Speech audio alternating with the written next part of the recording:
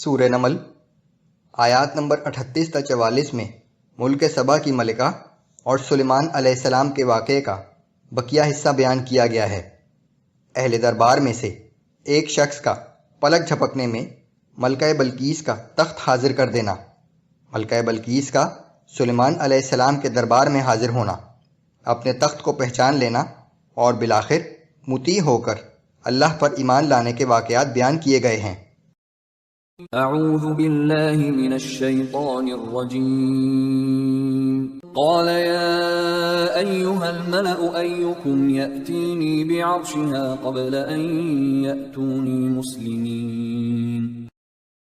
پھر سلیمان علیہ السلام نے کہا کہ اے اہل دربار، تم میں سے کون ہے کہ ان لوگوں کے مطیع ہو کر ہمارے پاس حاضر ہونے سے پہلے ملکہ کا تخت ہمارے پاس لے آئے؟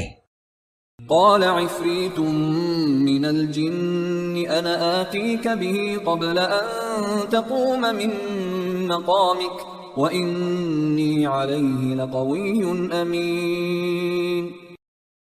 جنات میں سے ایک قوی ہیکل جن نے کہا کہ اس سے پہلے کہ آپ اپنی جگہ سے اٹھیں میں اس کا تخت آپ کے پاس لے آؤں گا، بلا شبہ میں ایسا کرنے کی طاقت بھی رکھتا ہوں اور امانت دار بھی ہوں۔ قال الذي عنده علم من الكتاب انا آتيك به قبل ان يرتد اليك طرفك۔ دربار میں سے ایک شخص جس کے پاس کتاب کا علم تھا بولا کہ میں آپ کی پلک جھپکنے سے پہلے اس تخت کو یہاں حاضر کر دوں گا۔ فلما رآه مستقرا عنده قال هذا من فضل ربي ليبلوني أأشكر أم أكفر۔ پھر جب سلیمان علیہ السلام نے اس تخت کو اپنے سامنے موجود پایا تو کہا کہ یہ بھی میرے رب کا فضل ہے تاکہ وہ مجھے آزمائے کہ میں اس کا شکر ادا کرتا ہوں یا ناشکری کرتا ہوں۔ ومن شكر فإنما يشكر لنفسه ومن كفر فإن ربي غني كريم۔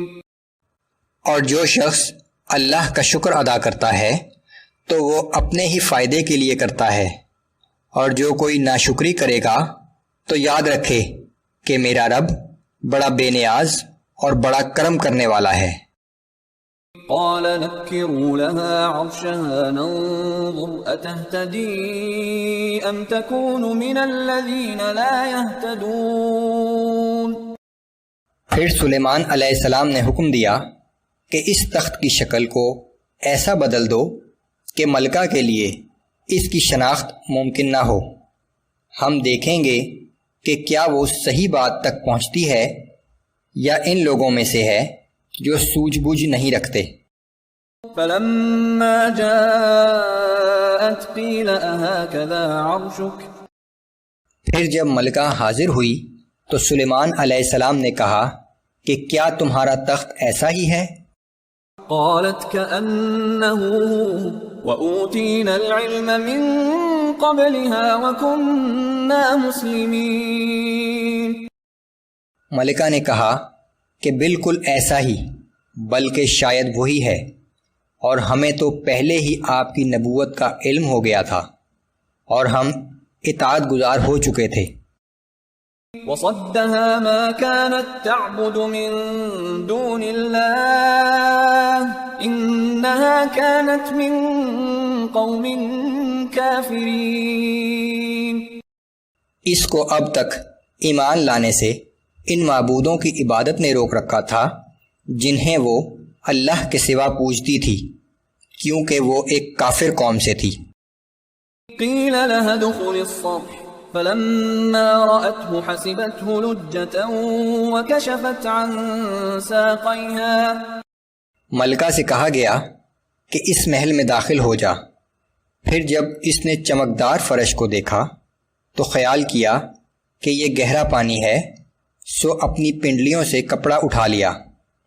قال انه فرح ممرد من قوارير. سلیمان علیہ السلام نے کہا کہ یہ ایسا محل ہے جو چکنے شیشے کا بنا ہوا ہے. قالت رب إني ظلمت نفسي وأسلمت مع سليمان لله رب العالمين. ملکہ نے کہا کہ اے میرے رب، میں آج تک اپنے نفس پر بڑا ظلم کرتی رہی، اور اب میں سلیمان علیہ السلام کے ساتھ اللہ رب العالمین کے آگے سر تسلیم خم کرتی ہوں.